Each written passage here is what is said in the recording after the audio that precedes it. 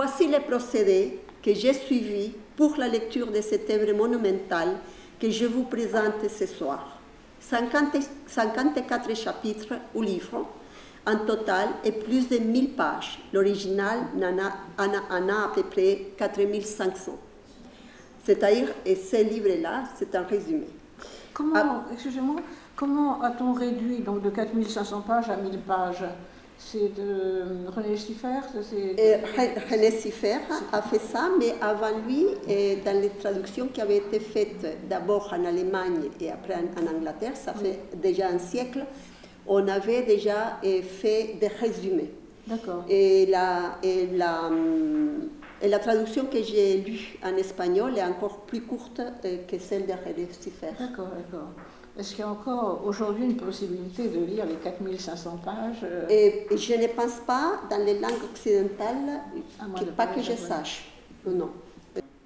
Ce roman fleuve, qui retrace le destin politique et la riche vie amoureuse d'un prince, le Genji, vaut autant par la vigueur de la narration que par l'évocation d'un climat, une atmosphère, un état d'âme, les accords d'une cithare ou le parfum d'un prunier en fleurs, l'illustration parfaite de l'impermanence de ce monde et de la vanité ultime de toute entreprise humaine.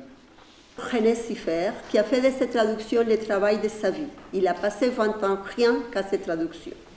Rappelons que le gène de Kimonogatari est écrit en japonais culte, qui diffère du japonais parlé actuel. Je m'explique. Pour René Siffert, le japonais culte, c'est le japonais qu'on parlait à... Ce qu'on appelle le japonais classique aussi, oui. Comme le chinois classique. Voilà, oui. Voilà. Murasaki, c'est l'auteur. Mais en fait, Murasaki Shikibu, on ne connaît pas son véritable nom. Et on croit, selon les critiques, on croit qu'on lui a donné le nom de Murasaki grâce à ce personnage qui deviendra l'amour principal du Genji. D'accord, d'accord. La société japonaise du Xe et XIe siècle était polygame et les femmes vivaient dans des enceintes préservées des hommes, ce qui ne signifie pas qu'il s'agissait de gynécées dans le sens que l'on attribue à ces mots, puisque les femmes avaient libre circulation et qu'elles pouvaient recevoir les hommes qu'elles désiraient dans leurs appartements privés. De fait, les coutumes sexuelles étaient bien différentes à celles d'aujourd'hui. Dit autrement, de manière plus triviale, c'était des pratiques particulièrement libres et la virginité n'entrait pas en ligne de compte pour les mariages.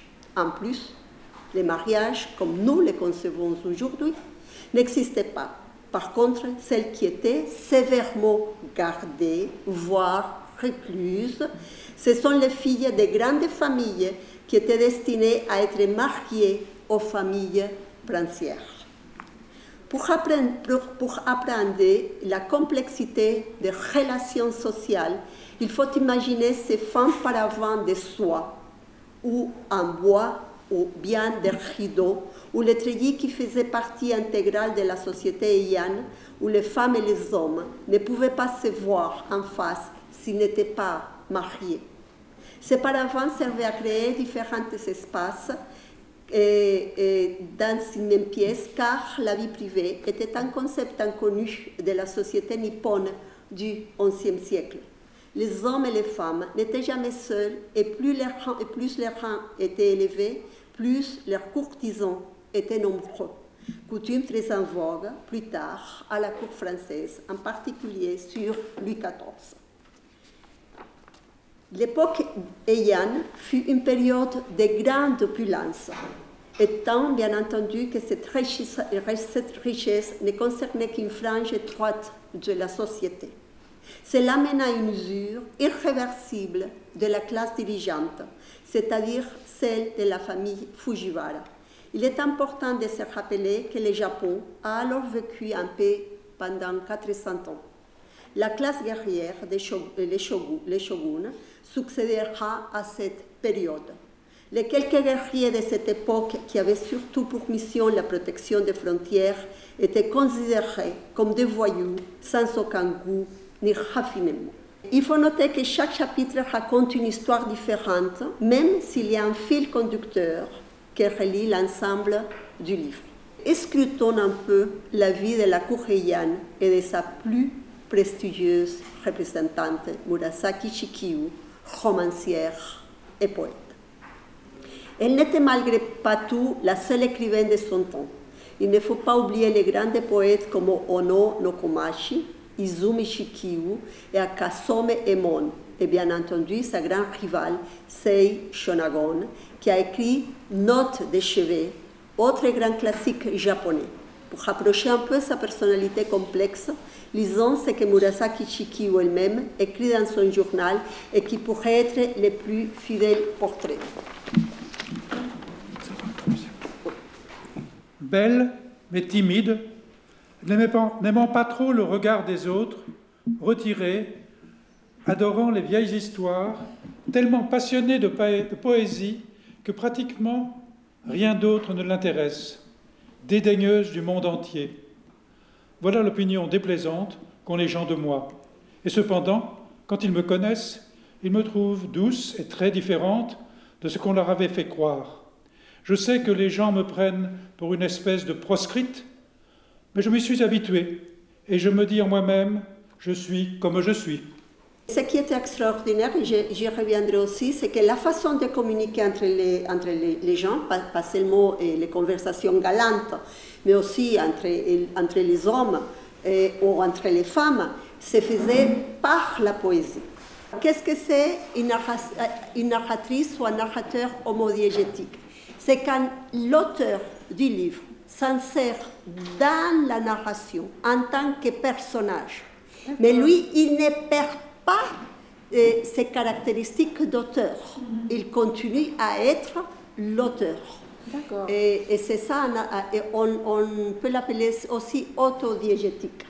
Hein? Et voilà, c'est ça. Alors... Oui, ça veut dire qu'au cours du récit, elle va parler d'elle-même. Elle parle d'elle-même tout le temps. Elle parle d'elle-même tout le temps. Mais on sait très bien quand c'est elle qui parle en tant qu'auteur et que ce n'est pas les personnages, les centaines de personnages dont elle parle. Hein. Et donc, on sait très bien que c'est elle. Alors ça, c'est le narrateur homodiégétique. La surprise du gouverneur général délégué, lorsqu'elle revint à la ville, la joie de Jiju, la honte aussi qui la prenait à l'idée de son égoïsme, alors qu'il lui suffit d'un peu plus de patience. J'eusse aimé les décrire davantage, sans rien m'en faire prier. Mais la tête me fait mal, je me sens lasse et exténuée. Une autre fois, quand l'occasion s'en présentera, je rassemblerai mes souvenirs et vous le dirai pour sûr. Voilà.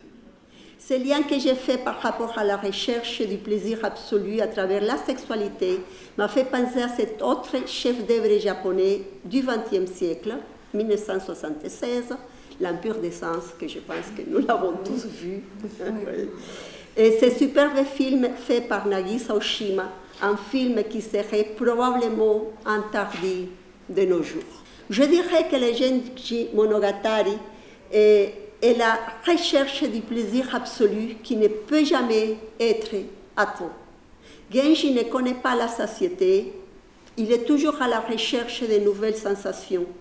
L'érotisme est un chemin quasi philosophique qui régit sa manière de vivre, de penser et sa conduite.